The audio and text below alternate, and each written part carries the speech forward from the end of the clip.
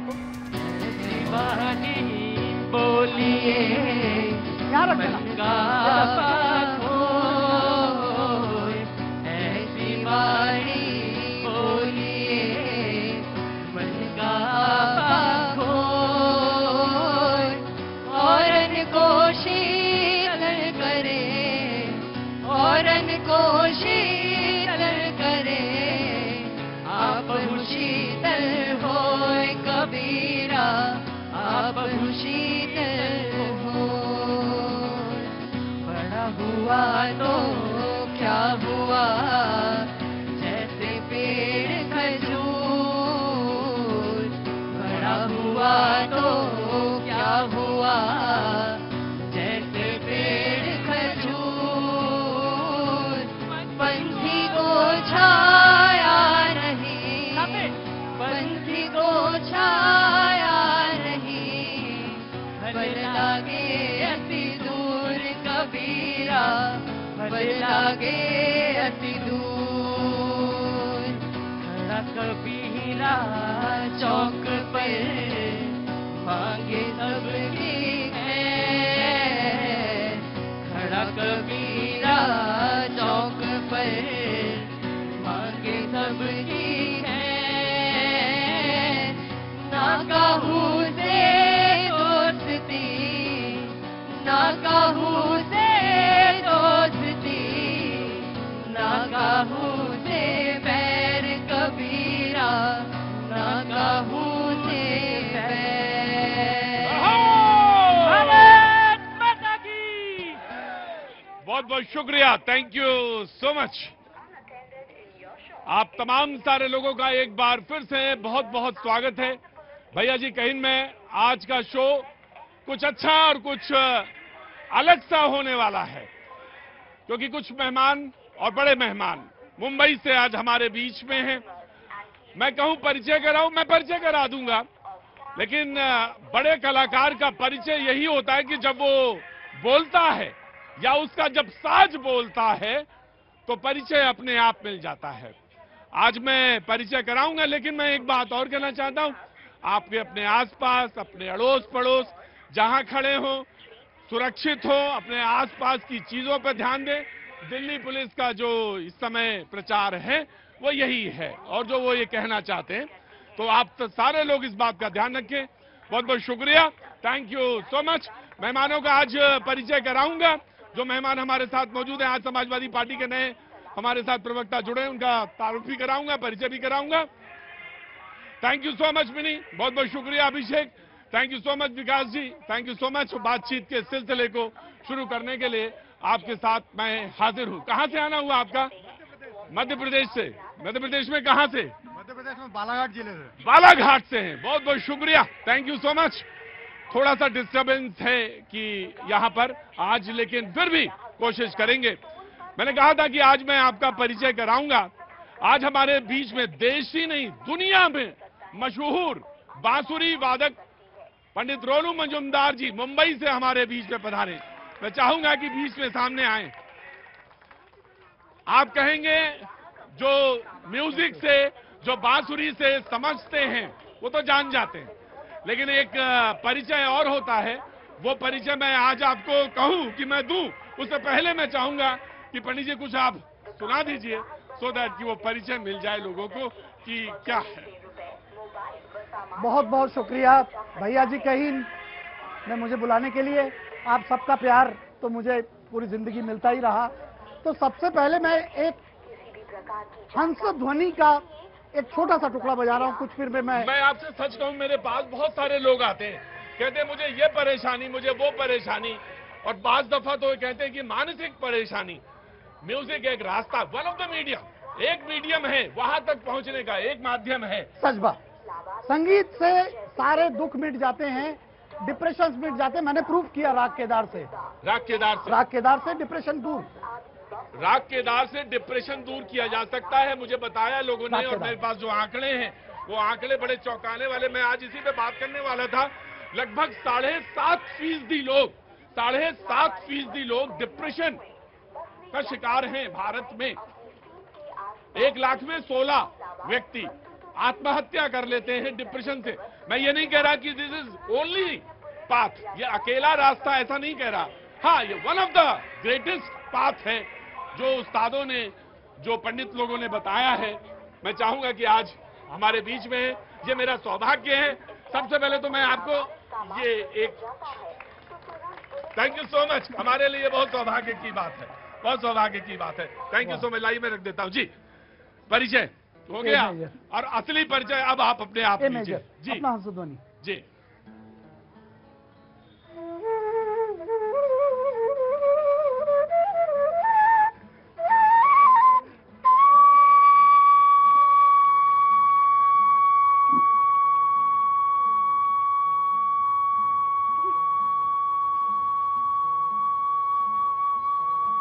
वाह,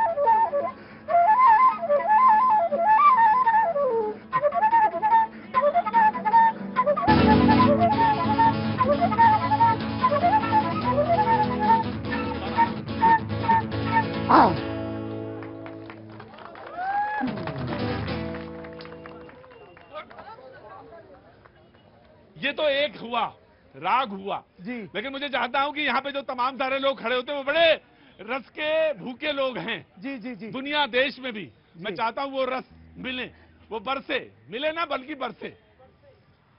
ठीक है, आप सब जानते हैं कि मैं शास्त्रीय संगीत के साथ साथ जो बॉलीवुड में मेरा कंट्रीब्यूशन रहा वो लंबा और कितने साल का है? और 14 साल तो लगातार मैंने आर डी बर्मन के साथ बजाया, आर डी बर्मन साहब 80 से लेकर 94 तक। तो एक गाना मैं कहूंगा कि जिससे पंचम दा के वहां मेरी शुरुआत हुई याद आ रही है। जब मैं स्टूडियो पहुंचा तो मैंने कहा, मुझे लगा कि मैं कहाँ गया, इतना सारा 60 वायलिन, 10 चेलो। आज मैं आपको बताऊं, ये सारे लोग दुनिया को सुनाते हैं, आज ये सुन रहे हैं और ये पकड़ के नहीं बुलाए गए हैं, ये आए हैं सुनने आपसे। मैं चाहूंगा कि बस आप उसको ठीक है, जो है टेर दीजिए। ठीक है, तो उस पीस से शुरू कर रहा हूं, लव स्टोरी, जहां 1980 में मैंने बॉलीवुड में अपना कंट्रीब्यूशन देना शुरू किया। क्या बात है।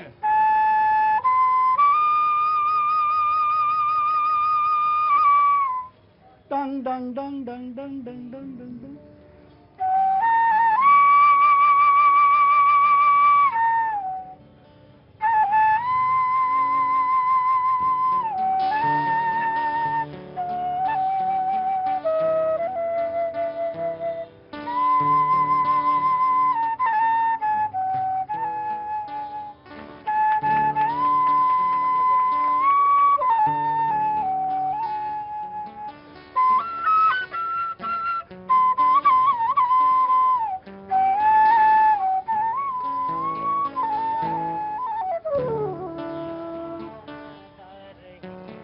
बहुत अच्छे।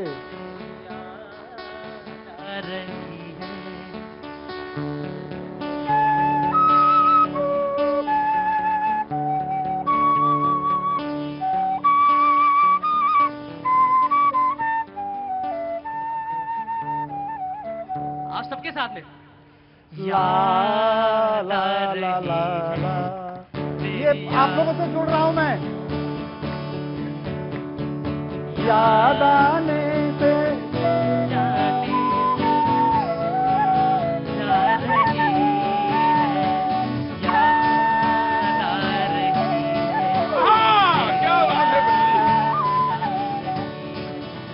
मैं चाह रहा हूँ छोटे छोटे टुकड़े 2-3 जो हैं आप आज, मैं होते तो मैं हूं, तो मैं पत्रकार पेशे से तो लालची तो हुई हूं, लालची मैं भी हूँ। लालची हम और सब मुझे हैं। लगता है जब इतना बड़ा कलाकार सामने आ जाए और मेरे साथ मंच में यहाँ पे आ जाए, अलबत्ता आते नहीं है, लेकिन ये होता है कॉन्फिडेंस भी, और ये होता है एक बड़े कलाकार की एक निशानी भी कि चलो कहीं भी हूं मैं जाऊंगा, और आप आ गए मेरे लिए। बहुत बहुत शुक्रिया। आपसे ऐसी दोस्ती कि मैंने खुद से कहा था कि मुझे भैया जी कहीं में आना है। Thank जब you हम so लोग much. मैं Thank guest you artist so बन much. के आया बहुत था बहुत शुक्रिया। इनके शो में न्यूज 18 में मैं गेस्ट आर्टिस्ट था। खैर, तो लता जी जब तक रही मां सरस्वती हमारे बीच में, तो जब भी मिलती थी एक गाने को बहुत याद करती थी, जमीन आसमान का वो गाना, ऐसा समा फिर ना होता। क्या बात है। तो उसका जो इंट्रो म्यूजिक है, बी माइनर भैया देना, बी माइनर, उसको निकाल के ओरिजिनल बी माइनर। हाँ, तो उस जो शुरुआत में जो बांसुरी बज रही है, जब आप देख रहे हैं सीन सिनारी पूरा कश्मीर का दिखाया जा रहा है, तो उसके बाद लता जी का लाइन भी बजाऊंगा।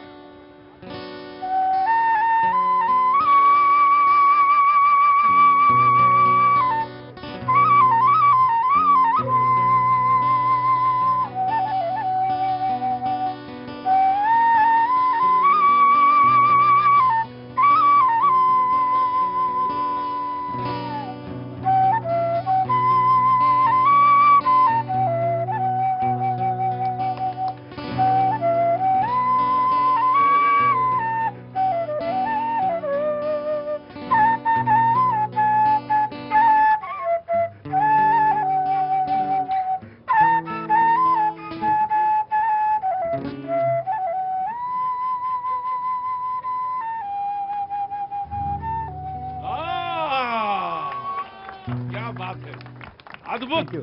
मुझे लगता है कि शायद इस तरह का प्रोग्राम, इस तरह का कार्यक्रम पहली बार देश में हो भी रहा होगा, जब इतने ख्यातनाम, इतने प्रतिष्ठित और इतने बड़े शख्सियत अपने आके फुटपाथ पे सामने खड़े होते हैं और आपके सामने मौजूद हो जाते हैं। मुझे मालूम है आप जानना चाहते हैं कि अगला फिल्म का गाना ये कौन सा बजाएंगे। मुझे मालूम है आपके दिमाग में यही रहता है। मैं चाहता हूं 2-2, 3-3 टुकड़े बताएं और फिर आप बैठें, और जब बैठें तो फिर उसके बाद मैं आपको ये जो असली रस है भैया जी कहीं का, वो असली रस जो है मैं फिर आपको दिखाऊंगा। फिर मैं आपको असली रस दिखाऊं। मैं चाहता हूं कि 1-2 टुकड़े आप जल्दी जल्दी बजा दीजिए जी। वाह वाह वाह, वो गाना जिसने मुझे जन जन तक पहुंचा दिया। आर.डी. बर्मन ने कहा कि जितना गाना हिट हो जाएगा उतना ही तेरी बांसुरी भी हिट हो जाएगी।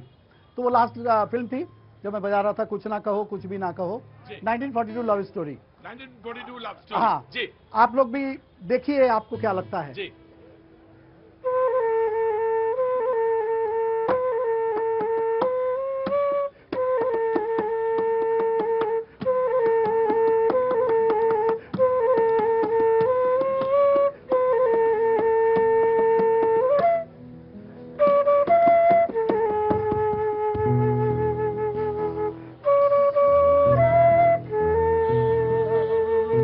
गाइए मेरे साथ। कुछ ना कुछ भी ना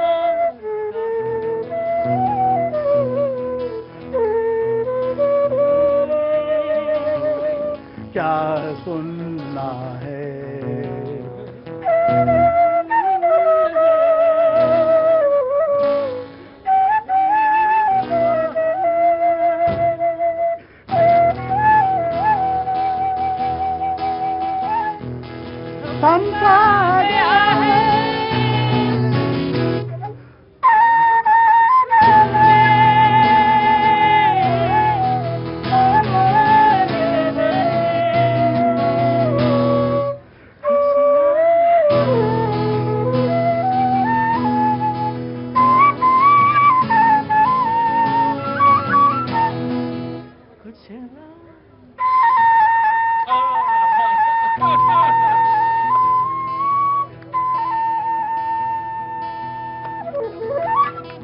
थैंक यू, बहुत बहुत शुक्रिया, थैंक यू सो मच। मैं चाहूंगा कि पंडित जी आप विराजें और प्रोग्राम का एक जो स्वरूप है वो चलता रहेगा। बीच बीच में मैं आपसे बांसुरी की ये जो मधुर तान है मैं देता रहूंगा, क्योंकि ये जो नेता हैं जो इसके बाद ये तान देने वाले हैं वो बहुत अद्भुत होने वाली है।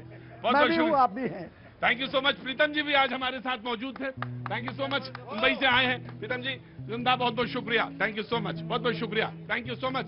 बातचीत का सिलसिला मैं शुरू करूंगा। वो तमाम सारे लोग जो आज शो में मौजूद हैं, कहां से आना हुआ आपका? बालाघाट से। तो आनंद लिया आपने बांसुरी का? वो एक शहर में एक बांसुरी वाला ही था बस, बाकी सारे लोग उसके पीछे चल रहे थे। तो एक ही बांसुरी वाला होता है, बाकी सारे लोग उसके पीछे पीछे चलते हैं। बहुत बहुत शुक्रिया। आज बातचीत का सिलसिला कहां से आए महाराज? बिहार से। बिहार में कहां से? मैं जी शेखपुरा से हूँ। हाँ जी, कटरा शेखपुरा। कटरा शेखपुरा से। हमारे कांग्रेस के विधायक रहे हैं। अरे तो मैं तुम्हारा परिचय पूछ रहा हूँ, कांग्रेस विधायक थोड़ी पूछ रहा हूँ। हम इसलिए बताएं कि हम एक जनप्रतिनिधि, एक राज्य है, एक क्षेत्र का या जिले का या कस्बे का एक पहचान बन जाता है, इसीलिए बोले। वाह क्या बात है, बहुत अच्छी, बहुत बहुत शुक्रिया। तो क्या कुछ कहना है क्या? हम आज के हालात पे जो है ना एक कविता लेके आए हैं, बड़ी उम्मीद के साथ। थोड़ा बड़ी उम्मीद के साथ कविता है कि कविता के साथ उम्मीद है या तुम्हारी उम्मीद है? आज का जो हालात है उसमें उम्मीद है। बात तो सुनिए ना सर। हाँ। बड़े जज्बात के साथ लाए हैं। देश के गरीब मजदूर व्यक्ति हैं हम लोग। हाँ। और देश में जो वर्तमान में यात्राएं चल रही हैं और जगह जगह जिस तरीके से कम्युनल टेंशन है, और वर्तमान में एक आम आदमी जिसको रोटी की जरूरत है उसको दंगे की आग में झोंका जा रहा है सर, उसके लिए कविता है। बहुत अच्छी बात है, मैं कविता भी आपकी सुनूंगा। मैंने अभी बांसुरी, हाँ एक मिनट, बांसुरी सुनी। हाँ जी, इससे पहले कलेक्टर लगे हुए थे, मोदी जी आ गए तो मोदी जी इससे चिढ़े, अब इससे पहले कलेक्टर लगे हुए थे तो ना ना ना ना ना ना ना ना, देखो देखो एक मिनट चुप। अरे भाई नहीं, ऐसा नहीं, कलेक्टर नहीं लगे थे, लेकिन वो अपनी बात कर रहे थे, आपकी भी बात मैंने सुनी। लड़ाई, मैंने कहा कवि हो, मूलतः कवि हो कि नेता हो? नहीं नहीं, मैंने पूछा कविता पहले कवि हो या पहले नेता हो? मजदूर हो? अरे तब तो अनुशासित हो तुम, तो अनुशासन में रहिए, आप भी अनुशासन में रहिए। जो हमारे साथ मेहमान मौजूद हैं, मैं उनसे पहले आपका तारुफ कराऊंगा। जो शख्स आज हमारे साथ बातचीत के सिलसिले में जुड़ रहे हैं, डॉक्टर टीना करमवीर, कांग्रेस का पक्ष रखने के लिए मौजूद हैं, बहुत बहुत शुक्रिया। सैयद अली अब्बास साहब, आज पहली बार समाजवादी पार्टी के नेता हमारे साथ खड़े हो रहे हैं, जो यहाँ की रिवाज है, जो पहली बार शो में आता है उसका ताली बजा के स्वागत करते हैं हम। बहुत बहुत शुक्रिया, thank you so much. Anirudh Pratap Singh, BJP का पक्ष रखने के लिए मौजूद है, बहुत बहुत शुक्रिया, thank you so much. Pawan Sharma ji, आम आदमी पार्टी का पक्ष रखने के लिए मौजूद है, बहुत बहुत शुक्रिया, thank you so much. Anil Kumar Garg ji, राजनीतिक विश्लेषक, बहुत बहुत शुक्रिया, thank you so much. Dayashankar ji, बहुत बहुत शुक्रिया, थैंक यू सो मच। बातचीत का सिलसिला शुरू करेंगे। आज कहां चले? उपाध्याय जी, ऑटो वाले, बहुत बहुत शुक्रिया। बस क्या, कहां गए थे तुम? बांसुरी में खो गया है जी? हाँ, बांसुरी में पहली बार अपने सामने, वैसे तो खाली ऑडियो में सुनता था। हाँ। अब सामने जब सुन रहा हूँ तो बड़ा अजीब सा, ये सब प्रभु की देन है सर, कि जो भी कुछ धरती पर दिखने मुझे तो लग रहा थोड़े दिन बाद तुम ऑटो नहीं चलाओगे, प्लेन ही चलाओगे। नहीं ना, जो होता जा रहा है, अब देखो इतने बड़े आदमी यहाँ मिल गए तुम्हें। वही तो सोच रहा हूँ सर कि ये भी चमत्कार है एक हमारे। चमत्कार नहीं, बड़ा बड़ा चमत्कार हो जाता है। ऑटो चला रहे हो, कभी पायलट बन जाओगे तो वो चलाओगे प्लेन। हाँ जी, डिबेट तो बहुत अच्छी कर रहे हैं ये, बहुत बहुत शुक्रिया। 288 सीट है वहां महाराष्ट्र में, 81 सीट है झारखंड में। चुनाव का माहौल गर्म है, बातचीत का माहौल आप तय करते हैं, देश की धार आप तय करते हैं। किसी ने क्या कहा, नेता ने कहा कि जब वो एक तरफ रहते हैं तो वो परिवारवादी होते हैं, जब वो दूसरी तरफ चले जाते हैं तो वो राष्ट्रवादी हो जाते हैं। अब ये सवाल यहां से बहस की बातचीत की सिलसिला जुड़ता है। टिकट डिक्लेयर हुए हैं, बहुतों ने कहा कि परिवार तो सामने दिख रहा है, इल्जाम मेरे ऊपर लगाया जाता है परिवार का, तो परिवार का इल्जाम मेरे ऊपर क्यों लगता है? बाकी लोगों को तो टिकट जब दिए गए तो परिवार को ही ध्यान में रखे रहा गया। क्या खरीद लिया इसमें आप? मैंने जैकेट खरीदा। जैकेट खरीदा? अच्छा, कहाँ जा रहे हैं? मैं सर पंजाब में वापस जाऊंगा। पंजाब में जाएंगे? हाँ, तो अभी तो ठंड में थोड़ा सा कमी है, लेकिन बहुत अच्छी लग रही है जैकेट। बातचीत का सिलसिला शुरू करते हैं। सबसे पहले बीजेपी। देखिए, जो परिवारवाद और राष्ट्रवाद की बात होती है, तो परिवारवाद को लेकर आदरणीय मोदी जी ने बार बार स्पष्ट किया कि जो पार्टी अपने दल का सब प्रमुख नेता, राष्ट्रीय टीम का राष्ट्रीय अध्यक्ष या प्रधानमंत्री कैंडिडेट के लिए बिल्कुल स्पष्ट हो कि यही बनेंगे, चाहे उत्तर प्रदेश में अखिलेश यादव का परिवार हो, कोई और यादव नहीं है, सिर्फ अखिलेश यादव है, चाहे लालू प्रसाद यादव, कोई क्या किसी और यादव में तेजस्वी नहीं है? क्या लालू जी के तेजस्वी यादव में इतना दम है कि डिप्टी सीएम के कैंडिडेट सीएम कैंडिडेट बन सकते हैं? राहुल गांधी हो, Rajiv Gandhi, Indira Gandhi, dynasty of politics, ये देश के लिए, लोकतंत्र के लिए जहर है। क्या 140 करोड़ जनता के बच्चों के अंदर वो टैलेंट नहीं है कि देश को चला सके? परिवारवाद देश को खोखला करके रख चुका है। राष्ट्रवाद वो होता है जो उन्होंने कहा कि जब वो परिवार वाले जब उधर रहते, जैसे ही आपके यहाँ आते तो वो राष्ट्रवादी हो जाते हैं। हाँ हाँ हाँ जी, कि राष्ट्रवाद की जब विचारधारा में जब व्यक्ति आता है हाँ। और जब उसमें परिवर्तित होकर राष्ट्रवाद में काम करना चाहता, उनको डायनेस्टी ऑफ पॉलिटिक्स का राइट नहीं है कि बीजेपी का अध्यक्ष वो बनेंगे इमीडिएट, या वो प्रधानमंत्री कैंडिडेट बनेंगे या मुख्यमंत्री कैंडिडेट बनेंगे। ये पार्टी का संगठन तय करता, ना कि वो तय करता। ये पार्टी का संगठन, पार्टी का अनुशासन तय करता है कि पार्टी में रहकर वो क्या बनेंगे। जी, कांग्रेस में रिप्लाई सेंटर। जी, सबसे पहले मैं बता दूं, कल ही ऑडियो थोड़ा बढ़ा देंगे भाई। हाँ जी, कल ही आरती राव जो कि इंद्रजीत की बेटी है, उनको मंत्री बनाया गया है। सुश्री श्रुति चौधरी वो भी जो है किरण चौधरी की बेटी है। तो परिवारवाद पर ये तो मंत्री बना देते हैं, विधायक बना देते हैं, लेकिन जब वो कांग्रेस पार्टी में होते हैं तो ये सवाल उठाते हैं। अरे अनुराग ठाकुर को भूल गए आप। और लगातार अमित शाह जो कि अब अध्यक्ष, अमित शाह के बेटे जय शाह, क्या टैलेंट है उनके पास, आपके पास। अब देखिए, हिंदुस्तान की जो आम जनता है, उनके बच्चे तो लगातार दंगों में, बहराइच में जो राम गोपाल मिश्रा की मृत्यु हुई है, वो इन लोगों की देन है। आज ही एक ब्रेकिंग न्यूज ये हुई है कि भारतीय जनता पार्टी के नेता राइट, मैं just give me a second. परिवारवाद की बात कर रही हैं ये। इंदिरा गांधी जी का, नेहरू जी के बाद इंदिरा गांधी जी, इंदिरा गांधी जी के बाद राजीव गांधी जी के बाद राहुल गांधी, जिनको जनता ने नकार दिया है, उनको बार बार ये चढ़ा रहे हैं। ये परिवारवाद है, ये परिवारवाद है। जिस जनता ने राहुल गांधी जी को एक बार नहीं 2-2 बार नकार दिया है, 24 में, 19 में भी नकारा, 24 में भी नकारा, फिर भी ये परिवारवाद को लेकर के यही एक परिवारवाद है। और मैं कहना चाहता हूं, जो संविधान की दुहाई देती है कांग्रेस, आजादी के 75 साल बाद जम्मू कश्मीर में भारत के संविधान की शपथ ली गई है। देशवासियों, आज बाबा साहब अंबेडकर भी नरेंद्र मोदी जी को आशीर्वाद दे रहे हैं। बाबा साहब अंबेडकर देख रहे हैं कि हमारी विचार, हमारी जो है विश्वनीयता, जो हमने सोचा था, वो इसी चाय वाले ने करके दिखाया है। देशवासियों,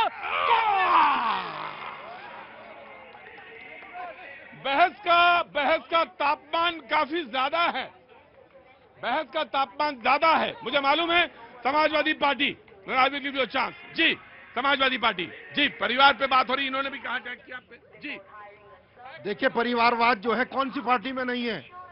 अजीत पवार परिवारवाद से निकल के 7,000 करोड़ का घोटालेबाज, इनके यहाँ जो उप मुख्यमंत्री बन गया, जाके वो राष्ट्रवादी बन गया। क्या उसका जवाब बन गए वो राष्ट्रवादी बन गए। हाँ। क्या ये परिवारवाद का ढकोसला नहीं है? क्या परिवारवाद के साथ जो है ये खिलवाड़ नहीं है? परिवारवाद का क्या इन्होंने मजाक मखौल बना रखा है? जी जी जनाब, मुख्यमंत्री बना दे अखिलेश यादव, मान जाएंगे। अखिलेश यादव मुख्यमंत्री का उम्मीदवार और किसी यादव को बना दे, देश जान जाएगा कि परिवारवादी नहीं है। ये कट्टर परिवारवादी है और एक परिवार के लिए लड़ रही है, समाज के लिए लड़ने वाली। आम आदमी पार्टी चुनाव नजदीक है, महाराष्ट्र में भी और झारखंड में भी बातचीत का सिलसिला जोड़ते हैं। जी, देखिए, भारतीय जनता पार्टी से देश के युवाओं की नौकरी पे, महंगाई, बेरोजगारी पे सवाल पूछ लो तो 2 उदाहरण कहते हैं, परिवारवाद और राष्ट्रवाद। जब परिवारवाद की बात करते हैं, जिस अमित शाह के बेटे को बल्ला पकड़ना नहीं आता, वो आईसीसी का अध्यक्ष बन जाता है। इनके बच्चे बनेंगे।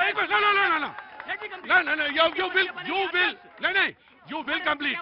मैं ये पूछना चाहता हूँ, शरद पवार जी रणजी ट्रॉफी खेलते थे क्या?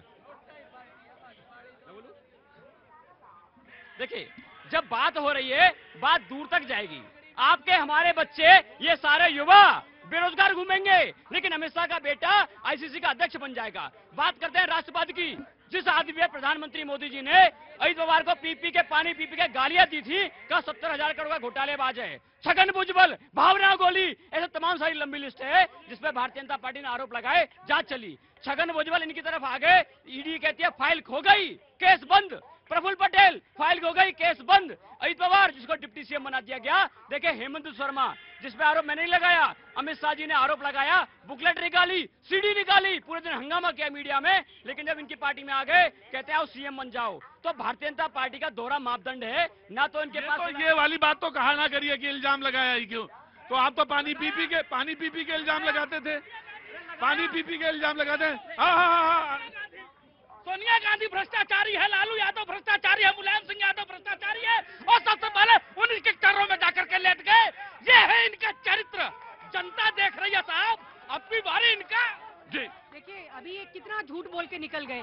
विवेक देबरॉय, भारतीय आर्थिक सलाहकार परिषद के अध्यक्ष, वो क्या लिखते हैं लेख में कि देश का संविधान बदल देना चाहिए। क्या आज बाबा साहब जीवित होते तो वो ये सोचते, वो ये महसूस करते कि किसके हाथ में मैंने ये संविधान दे दिया। आज देश क्या कहते हैं कि देश का संविधान बदल देना, उन्होंने लेख लिखा है उन्होंने, और कब माफी मांगी। देश के प्रधानमंत्री को ऐसे पार्टी से निकाल देना चाहिए, ऐसे व्यक्ति को, विवेक देबरॉय को माफी मांगनी चाहिए। संविधान की माफी मांगी है। आजादी के 70 साल बाद कश्मीर में भारत का संविधान नहीं लागू था। ये संविधान में बाबा साहब अम्बेडकर से माफी मांगेगी। कांग्रेस दुमुहा सांप है। बाबा साहब अम्बेडकर को पहली चीज तो मैं 10 सेकंड, अरे खड़े रहो चुपचाप। अरे एक मिनट, बाबा साहब अम्बेडकर की बात करते हैं। दोनों लोग बाहर जाएंगे। चलिए बाहर चलिए, बाहर जी जनाब। मैं पहले तो 10 सेकंड लूंगा। बाबा साहब अम्बेडकर को लेके जो इतना ये कांग्रेस वाले छाती पीटते हैं ना, बाबा साहब अम्बेडकर को 1951 में बॉम्बे नॉर्थ सेंट्रल से 1954 में भंडारा से चुनाव इन्होंने हरवाया था कांग्रेस के लोगों ने। नेहरू जी ने चुनाव हरवाया। संविधान सभा का सदस्य नहीं बनने दिया था बाबा साहब अम्बेडकर को। जब उन्होंने कहा कि हम संविधान सभा में नहीं आएंगे, तब मजबूरी में गांधी जी के कहने पर उनको बनाया गया था। एक बात। दूसरी बात, डायनेस्टी ऑफ पॉलिटिक्स की बात करते हैं। अनुराग ठाकुर के अंदर दम है, चुनाव लड़के आते हैं। राहुल गांधी के अंदर दम हो, अगर मम्मी से बिना भीख मांगे चुनाव जीत के आ जाए, बताए वो। अगर हुड्डा के अंदर, हुड्डा जाते हैं हरियाणा के अंदर तो कहते हैं हुड्डा बनेगा उनका बेटा बनेगा, दलित की बेटी शैलजा नहीं बनेगी चीफ मिनिस्टर। ये इनका डिस्क्रिमिनेशन होता है दलितों को लेके। ये बात करते हैं आम आदमी वाले पार्टी वाले, मतलब कि ये 15 लाख की ये बनाते हैं, रिमोट कंट्रोल से टॉयलेट सीट खोलते हैं, 1.5 करोड़ का पर्दा बनाते हैं, और उसका वैगनवार का वादा करके और छोटे घर का वादा करके 40 करोड़ का शीश महल बनाते हैं, उसमें आके रहते हैं। और शीला दीक्षित का लेके फाइल मैं आया। भैया कहाँ से आना हुआ? राजस्थान, जोधपुर। अच्छा तो एक काम करेंगे, मेरा क्या नाम है? भंवर प्रजापति। भंवर प्रजापति, बहुत अच्छा नाम है भंवर जी। तो वो रस्सी वो दिख रही, थोड़ा उधर आ जाए। ना ना ना ना ना ना ना ना ना ना ना, उधर आओ, उधर आओ, पीछे पीछे पीछे। मनोज, मैंने जो कहा भंवर जी, नहीं पीछे। चुनाव लड़ना है क्या तुम्हें भंवर? अरे लड़ चुके हम तो। हाँ तभी हारे हो, जमानत वाले लग रहे हो। जमानत जब्त जी गर्ग साहब, वेरी क्विक जी। मैं ये कह रहा हूँ, मैं इतनी देर से इन चारों लोगों की बात सुन रहा हूँ। परिवारवाद की बात तो बहुत पीछे चली गई है। देखिए ये बात तो ठीक है, जितनी क्षेत्रीय पार्टियां हैं उन पर एक सिंगल परिवार का वर्चस्व है, चाहे कोई भी हो, चाहे लालू यादव की पार्टी हो, चाहे अखिलेश यादव की पार्टी हो, या साउथ की कोई पार्टी हो। लेकिन मेरे को लगता है कांग्रेस ने यह आरोप अपने ऊपर से हटा लिया है। कांग्रेस के पास 10 साल सत्ता रही, राहुल गांधी सांसद रहे, लेकिन वो प्रधानमंत्री या कैबिनेट मिनिस्टर नहीं बनने आए, ना ही उन्होंने अपना राष्ट्रीय अध्यक्ष अभी उन्होंने उस डायनेस्टी से बनाया। ये बात ठीक है कि इंटरेक्टली उनकी चलती है, लेकिन मुझे लगता है इस परिवारवाद के नाम पे तो पूरा देश में इश्यू उठाना बेकार है। लेकिन दूसरी बात मैं कहना चाहता हूँ, देश में 2 तरह की विचारधारा चल रही है। जो एक विचारधारा जिसने पिछले 60 साल तक शासन किया, तृप्तिकरण की, वो क्या करते हैं कि अल्पसंख्यकों को तृप्तिकरण करिए, तुष्टिकरण करिए, और उसके बाद आप अपने को जाति में बांट के लीजिए। लेकिन अब दूसरी बात जो विचारधारा है राष्ट्रवाद की, जो अब पिछले 10 साल से चल रही है, मुझे लगता है जी जनाब। देखिए प्रतीक जी, भारतीय डीलर पार्टी हमको ज्ञान दे रही है। जिस पार्टी के नहीं, अरे भाई रेलवे फिर आपको दिक्कत होगी। फिर देखिए, आप अगर व्यक्तिगत किसी पार्टी के नाम पे व्यक्तिगत तौर से करेंगे, कौन सा डीलर है? कौन डीलर पार्टी है? कौन डीलर पर? नहीं देखिए, चलो डीलर शब्द में नहीं, वो तुरंत आप कहेंगे, तुरंत कहेंगे कि कसम खाई थी आपने, तो तुरंत वो कहेंगे। हाँ जी, देखिए चलो डीलर शब्द आपके कहे में नहीं बोलता, मेरे कहने से नहीं, अपनी अंतरात्मा से बोलिए। प्रतीक जी देखिए निष्कर्ष क्या निकलेगा, जो देश की संपन्न करके देश को ऊंचा करने की बात करके आए थे, उस पार्टी ने रेल बेच दिया, तेल बेच दिया, सेल बेच दिया, एयरपोर्ट बेच दिया, सब कुछ खदानें बेच दी, सब कुछ बेच दिया। क्या बनाया इन्होंने? आज देश में कर्ज बढ़ा दिया इन लोगों ने। जब देश के युवा नौकरी मांगते हैं, कहते नौकरी आपको नहीं मिलेगी, नौकरी मिलेगी अमित शाह के बेटे को, जो भारतीय जनता पार्टी के नेता है, उनके बच्चों को नौकरी मिलेगी। बताएं क्या काम किया? झूठ बोलते हो, यही नारा अरे राग अपना हो गया।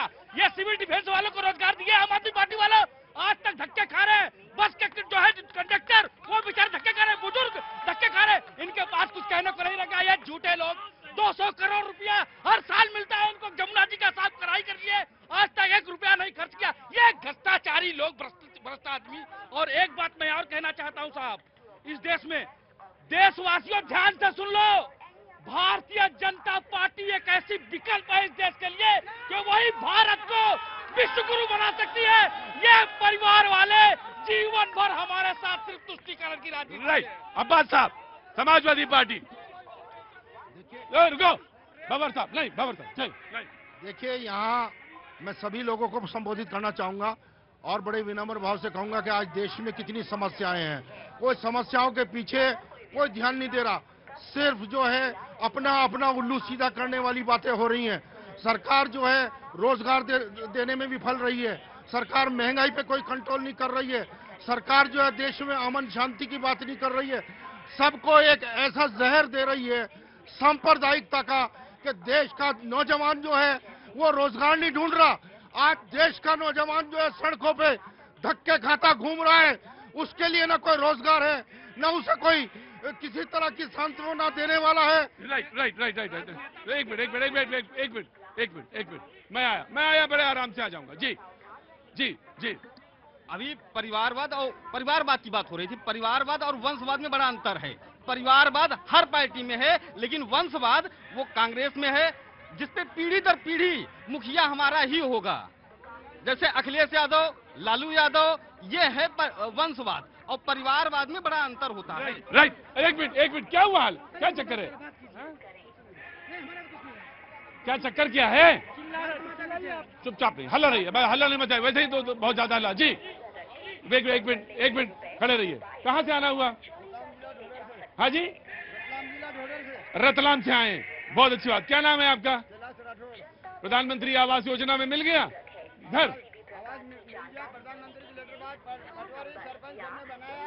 वेरी गुड, बहुत अच्छी बात है प्रधानमंत्री जी। मैं एक मिनट के साहब जी।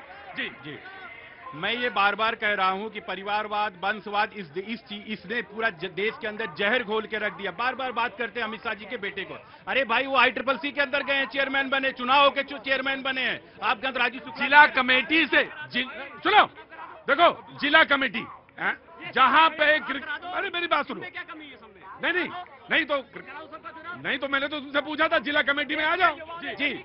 उसके बाद में आप जब आपके अंदर क्षमता नहीं होगी, इनके अंदर क्या है कि इनके सारे मंत्री, मतलब देश के अंदर कोई ऐसी पॉलिटिकल पार्टी होगी 10-20 नेता उसके भ्रष्ट होंगे। आम आदमी पार्टी ऐसी पार्टी जिसके सारे के सारे नेता भ्रष्टाचार में, पाठशाला बनाने का वादा करके आए थे, मधुशाला बना के बैठ गए। हर नेता इनका जमानत पे है। इनकी वर्तमान मुख्यमंत्री ऑलरेडी क्या कहते हैं कि गोवा के अंदर दारू देखिए, जगदीश धनखड़ साहब को मैं कल सुन रही थी, कह रहे हैं बड़ा नया ट्रेंड चल रहा है विदेश में जाने का। महामहिम उपराष्ट्रपति जी कह रहे हैं कि मैंने तुरंत कहा महामहिम है, उपराष्ट्रपति संवैधानिक पद है, मैंने बोल दिया। चेयरमैन है, ये सम्मान करेंगे। संसद में बुला लेते उद्घाटन के लिए, क्यों नहीं बुलाया? देखिए, इस तरीके की बात। आज आपको समस्या थी, आदिवासी महिला को समर्थन नहीं दिया इन्होंने राष्ट्रपति बनने के लिए। उसके बाद मेरी बात पूरी होने दीजिए। अभी की बात होगी। देखिए, विदेश जाने के लिए कह रहे हैं कि क्यों पढ़ाई लिखाई कर रहे हैं, विदेश में जाकर क्यों कर रहे हैं? अरे आपकी बेटी अमेरिका पढ़कर आई, तब आपके पास क्यों नहीं था? आप युवाओं को, भारतीय युवाओं को कहते हैं कि विदेश में क्यों पढ़ने जा रहे हो? अपनी बेटी को क्यों पढ़ाया? अपनी बेटी को भी नहीं पढ़ाना चाहिए था ना, पढ़ाना चाहिए था इंडिया में ही। लेकिन यही सच्चाई है, दोहरा मापदंड है। एक तरफ अमित शाह कहते हैं कि कोई भी 16 साल की लड़की जो है गहने में लदकर यूपी में आधी रात में जा सकती है। अरे हेड कांस्टेबल का बलात्कार हुआ, करवा चौथ करके लोटी खेत में बलात्कार हुआ। कहाँ है आपका शासन प्रशासन, क्या कर रहा है? तो ये सच्चाई है ना, यहाँ महिला सुरक्षित है, लेकिन बातें बड़ी बड़ी करेंगे। अरे साहब, आप सरकार में जरूर आ गए, लेकिन आपका जनता के बीच अखबार खत्म हो गया है। जी, एतबार खत्म हो गया। साथ में क्या है, कहना तो नहीं चाहिए डिबेट में, लेकिन बार बार ये जब बात आती है, ये भाई साहब समाजवादी पार्टी, ये लोग चाहे रेप हो, हीनियस क्राइम जैसे चीजों में ये धर्म को लाके उसको जस्टिफाई करते हैं। अगर बहराइच में गोपाल मिश्रा मारा जाता, ये लोग नहीं जाते हैं। अगर अयोध्या के अंदर एक बच्ची का रेप होता, क्योंकि उस पर रेपिस्ट का नाम मुईद खान होता, तो ये लोग नहीं जाएंगे। ये लोग डिस्क्रिमिनेशन करते हैं। ये इन लोगों की समस्या है। ये बंगाल नहीं जाएंगे, ये पहुंचेंगे कहां? अमेरिका जाएंगे, भारत की बुराई करेंगे, वहां भारत के आरक्षण खत्म करने की बात करेंगे। तो जब आपके अंदर पहले इन्होंने देश को बांटा संप्रदाय में, फिर जातियों में बांटा, अब महाराष्ट्र गुजरात को लड़ा के राज्य को बांटने की बात। राइट। समाजवादी पार्टी, देखिए, ये बीजेपी के लोग जो हैं ये हमेशा भ्रमित करते हैं। देखिए, हमारे देश की एक महिला प्रधानमंत्री दलित और आदिवासी थी। इन्होंने राम मंदिर के उद्घाटन में उन्हें ना बुलाया तो रामचंद्र जी ने सजा दी। राष्ट्रपति हमारे अवधेश जी ने इनको धूल चटा दी। वहां से मेंबर पार्लियामेंट अयोध्या से हमारा पीडीए का मेंबर पार्लियामेंट बना। इन्हें भगवान ने सजा दी है, भगवान ने सजा, इन्हें भगवान ने। इन्होंने ये कहते हैं कि चलो अयोध्या हार गए, लेकिन अयोध्या के जो आराध्य हैं वहां से जीत गए। रामचंद्र जी ने धूल चटा दी है, इन्होंने शंकर जी ने जिता दिया। इन्होंने रामचंद्र जी के मंदिर में घोटाले किए, इन्हें सजा मिली। आया खड़े रहो, मैं आया। ये बहस का कभी कभी आप सोचते होंगे ये बहस का क्या स्तर है। बैठिए, तशरीफ रखिए तमाम सारे लोग। बहस का क्या स्तर है, बहस कहां तक पहुंच जाती है। बोले भगवान रामचंद्र जी ने अयोध्या चुनाव हार गए, किसी ने कहा अयोध्या का चुनाव तो हार गए, लेकिन वाराणसी में तो जीत गए। तो जी वाराणसी में तो चुनाव जीत गए। लो, अब सवाल ये है कि बहस कहां हो, किस जगह हो। पंडित जी, मैं आप ही को खड़ा करना चाहूंगा। जी, मैं आपको खड़ा करना चाहता हूं 1 मिनट के लिए, बस 1 मिनट के लिए। मैं चाहता हूं कि कुछ एक राग सुना दीजिए और उसके बाद मैं एक छोटा सा ब्रेक ले लूंगा। जी, एक छोटा सा राग सुना दीजिए। जी, स्वागत करिए। कौन सा? अरे वो तो इनकी तो फरमाइश है। आप अपने मन से, चाहे फिल्म का और चाहे कोई। जी, आप अपने मन से। जी आज मैं ऐसा गाना नहीं बजाऊंगा कि जो ओरिजिनली मेरा ही बजाया हुआ है। मैं वो गाना बजाऊंगा जो मुझे बहुत पसंद है। वाह, क्या बात है। आज का बहस सुन के मुझे लगा कि कुछ तो लोग कहेंगे। लोगों का काम है कहना। छोड़ो बेकार की बातों को, बेकार में कहीं बीत न जाए रहना। ठीक है, आप लोग भी सुनिए और उसको याद करिए जो इन सबसे ऊपर है।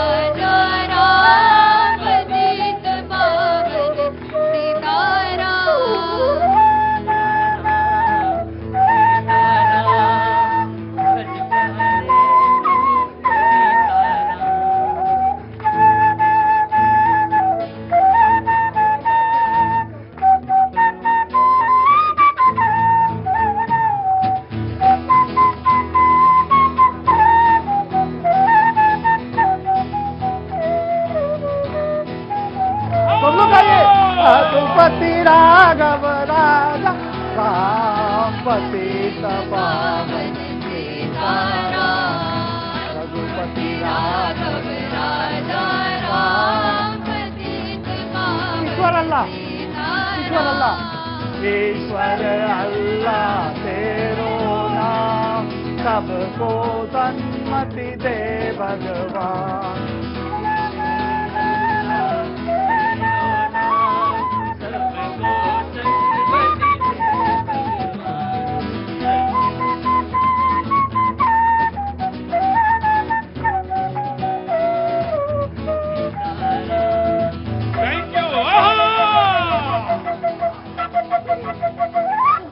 Thank you so much. ये अपनी तरह का एक अद्भुत प्रोग्राम जिसको कि आज कैनॉट प्लेस में पंडित रोनू मंजुमदार जी के साथ यहाँ पे शिरकत करने का, इस तरह से साथ जो होने का और साथ मिलने का प्रोग्राम। बहुत बहुत शुक्रिया। मैं वो तमाम सारी जनता का भी आज बहुत शुक्रगुजार हूं जो आज यहाँ पे मौजूद है। जी, कैसा लगा? बहुत बढ़िया सर। बढ़िया क्या था? टू टू टिल मैं पहला आपका श्रोता शायद ऐसा होऊंगा जो मैं पहले दिन से लेकर आज तक आपके साथ हूँ और आज तक कभी बोला नहीं। इतना तो कोई माता पिता साथ नहीं रहता जितना आप हमारे साथ हैं। साथ रहूंगा और रहेंगे भी। रहूंगा। मगर जो आपने जो शो किया ना, जो आज वाला शो मैं इसलिए बोलने आया हूँ, मैंने कभी नहीं बोला कि जो आज की लाइफ है, भीड़ भाड़ कचपच, ये राजनीति वाला दल अपनी अंडा बेच के निकल जाएंगे 2 मिनट में। पर इस आम पब्लिक का किसी ने कभी नहीं सोचा इसको अपनी दुविधा से बाहर निकालने के लिए जो आपने एक आधा घंटा या 1 घंटा दिया है, मैं उसका आपसे तहे दिल से शुक्रिया। पंडित जी, ये है असली। आपको कहीं भी कोई भी बड़े से बड़ा प्रतिक्रिया मिल जाएगी। ना तो हम शास्त्रीय संगीत जानते हैं, ना तो मैं शास्त्रीय संगीत का ABCD जानता हूं। वो शख्स कहता है कि जो आपाधापी है उसके बीच में कुछ क्षण आपने दिए हैं मुझे, उसके लिए मैं आपका शुक्रगुजार हूं। Thank you so much. क्या बात है, ये संगीत है और ये संगीत की ताकत है। जी भैया। जी भैया जी प्रणाम। मैं आपके माध्यम से कई बार एक आवाज उठा चुका हूं। मैं समयपुर बादली का निवासी हूं। पिछले कई वर्षों से हम सीमेंट की मार झेल रहे हैं। आज कोई भी नेता प्रदूषण पर बोलने के लिए तैयार नहीं है, पर मैं आज माननीय प्रधानमंत्री, माननीय रेल मंत्री, माननीय मुख्यमंत्री सभी को एक न्योता देना चाहता हूं। समयपुर बादली में आकर के आप 2 दिन का प्रवास कीजिए। हम, हमारे बच्चे, हमारे माता पिता जो झेल रहे हैं, जो पीड़ा से पीड़ित हैं, उस पीड़ा को आकर के आप समझिए। मैंने आपको उस दिन जब पर्यावरण पे प्रोग्राम कर रहा था तो मैंने कहा वो शख्स आज दिखाई नहीं पड़ रहे हैं, सीमेंट वाले। इनके यहाँ से सीमेंट जो ट्रेन है उसे उतरती है और चढ़ती है, तो जो सीमेंट उड़ती है वो सब लंग्स में और तमाम सारे फेफड़े की बीमारी। कहाँ से आना हुआ आपका? नोएडा। नोएडा से। क्या नाम है आपका? मनीष शर्मा। मनीष जी, मुझे लग रहा है कि आप म्यूजिक के शौकीन आदमी हैं। क्या बात है। आज ये समय और आज समय के साथ एंजॉय करते हुए लोग, म्यूजिक एक ऐसा क्षण जिसमें आप सारे लोग घुल मिल जाते हैं। लेकिन पॉलिटिकल पार्टीज ने भी आज शिरकत करी। मुझे अच्छा लगा कि जब रघुपति राघव राजा राम बजा तो सारे लोग उसमें झूम रहे थे। बहुत अच्छा लगा मुझे भी आज। विकास जी। हाँ जी।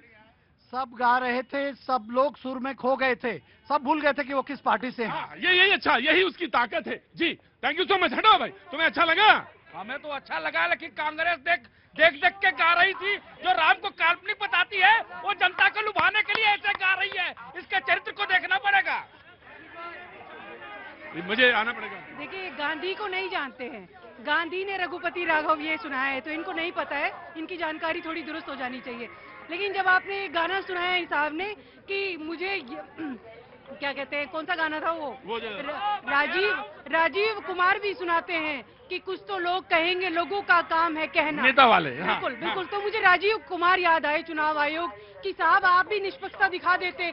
आप भी जब महाराष्ट्र में होते हैं तो डीजीपी नहीं बर्खास्त करते, लेकिन झारखंड में डीजीपी को तुरंत जब कुरैशी साहब चीफ इलेक्शन कमिश्नर थे, कहना नहीं चाहिए, मुरादाबाद में राबर्ट वाड्रा जी की क्या कहते बाइक रैली चल रही थी। उसके बाद क्या हुआ, बार बार लोगों ने कहा, लेकिन जबरदस्त तरीके से उन्होंने छूट दी। और राजीव गांधी जी की जब डेथ हुई थी, चुनाव में एक दिन परिवर्तित होता, 1 सीट पूरे देश का चुनाव रोक दिया गया था। तब चुनाव आयोग में मुख्य चुनाव आयुक्त की नियुक्ति कौन करता था? प्रधानमंत्री जी फोन पे कर दिया करते थे। कम से कम आज 3 लोग कमेटी तो बनी है जिसमें आपके राहुल भैया भी रहेंगे, लेकिन उस टाइम पर फोन पे किया जाता था। तो इस देश के अंदर लोकतंत्र के लिए कौन करता है? इंदिरा जी ने देश के 4 मुख्य न्यायाधीश को, उनको सिर्फ नीचे इसलिए दिखाया था कि एक न्यायाधीश ने संविधान बचाने के लिए केशवानंदन भारती का साथ दिया था और उसके फेवर में फैसला किया था। उन 4 न्यायाधीश को हटा के एक न्यायाधीश को बनाया गया। राइट, मुझे मालूम है मैं कहां से चला था, कहां पहुंच गया। जी नमस्ते। नमस्ते। कहां से आना हुआ? यही दिल्ली से ही। दिल्ली से। क्या नाम है आपका? छवि पॉल। छवि जी, कुछ अच्छा लगा? पहली बार आना हुआ है शो में? मैं लास्ट 3 दिन से आपके शो में आ। लास्ट 3 दिन से? बस आज आखिरी रखिएगा, लगातार आने तो फिर यहाँ पे भी ये होता है कि रेगुलर आने लगता है आदमी, तो फिर शो उसको पसंद आने लगता है। कुछ कहना चाहेंगी? म्यूजिक ने रोक लिया, मतलब म्यूजिक ने रोक लिया। आज म्यूजिक ने सबको बांध लिया, आज म्यूजिक ने सबको रोक लिया। छवि पॉल जो है, जहां से गुजरती हैं, और उन्होंने कहा कि मुझे अच्छा लगा कि आज पंडित जी गा रहे थे, बजा रहे थे, तो उसने मुझे रोक लिया यहाँ पे, और ये रोज होता है शो, और ये मौका लगा। Thank you so much. रुको जी जनाब। प्रतीक जी, बात लोकतंत्र की हो रही थी, तो महाराष्ट्र के अंदर भारतीय जनता पार्टी ने महाराष्ट्र के जनादेश को चोरी कर ली, पार्टियां चोरी कर ली, सरकार चोरी कर ली। उद्धव ठाकरे जी की पार्टी चुरा के ले गए, शरद पवार जी की किसकी पार्टी चुरा ले गए? भाई उद्धव ठाकरे जी की पार्टी लेके चुरा गए, भाई शरद पवार जी की पार्टी चुरा के ले गए। कमजोर काहे रखते हो? अरे कमजोर क्या है, भारतीय जनता पार्टी से पूछिए ना। देखिए, इनकी आदत यह है कि अरविंद केजरीवाल जी खुद पंजाब के तो मुख्यमंत्री बनने पर लगे हैं, और उद्धव ठाकरे जी तो खुद मोदी जी का फोटो लगा लगा चुनाव जीते हैं, सिर्फ उनका पीछे फोटो लगा के चुनाव जीते।